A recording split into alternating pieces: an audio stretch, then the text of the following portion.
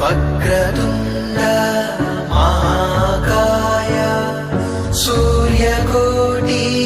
समप्रभ निर्विघ्नं कुरु मे देव सर्वकार्येषु सर्वदा। आदिलक्ष्मी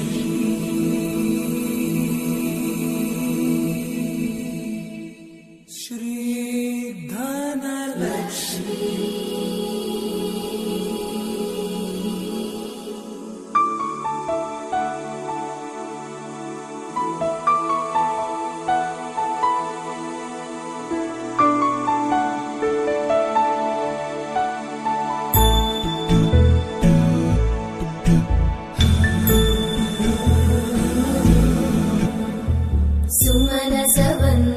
सुन्दरि माधवी चन्द्र सहोदरि हेममयी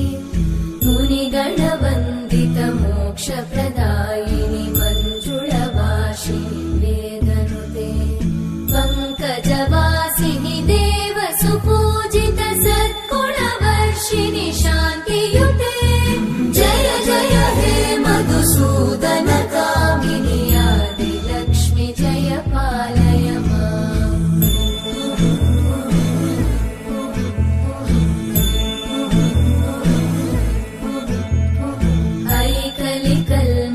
नाशिनि कामिनि वैदिकरूपिणि वेदमये क्षीरसमुद्भव मङ्गलरूपिणि मन्त्रनिवासिनि मन्त्रनुते मङ्गलदायिनि अम्बुजवासिनि देवगणाश्रितपादयुते जय जय हे मधुसूदन कामिनि धान्यलक्ष्मि जय पालय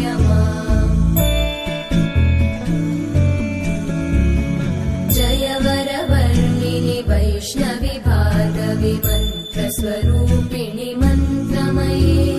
सुरगणपूजित शीघ्रफलप्रद ज्ञानविकासिनि शास्त्रनुते भवभयहारिणि पापविमोचनि साधुजनाश्रितपादयुते जय जय हे मधुसूदन कामिनि धैर्यलक्ष्मि जय पालय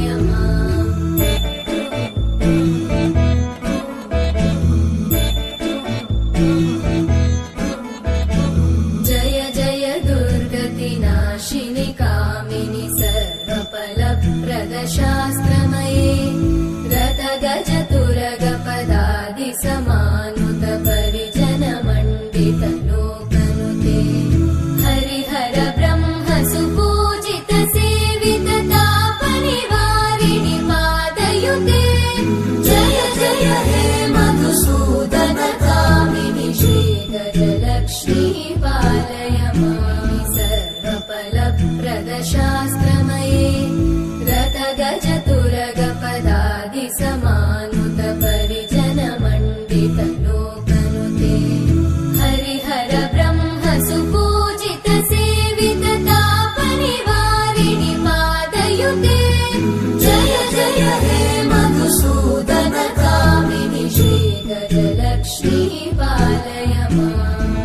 ऐकगवाहिनि मोहिनि चक्रिणि रागविवर्धिनि ज्ञानमये गुणगणवारिधि लोकहितैषिणि सप्तस्वरवरगाननुते सकलसुरासुरदेव मुनीश्वर मानववन्दित पादयुते जय जय हे मधुसूदन कामिनि सन्तानलक्ष्मि पालय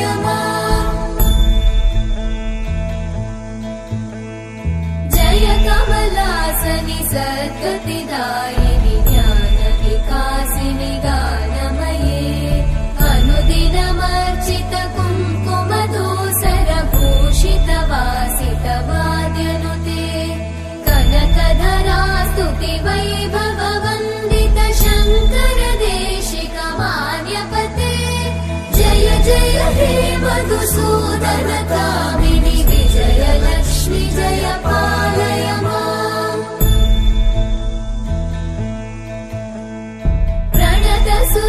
सर्वेश्वरि भारति भार्गवि शोकविनाशिनि रत्नमये मणिमय भूषित कर्णविभूषण शान्ति समावृत हास्यमुखे नवनिधिदायिनि कलिमलहारिणि काम्यफलप्रद हस्तयुते जय जय हे मधुसूदन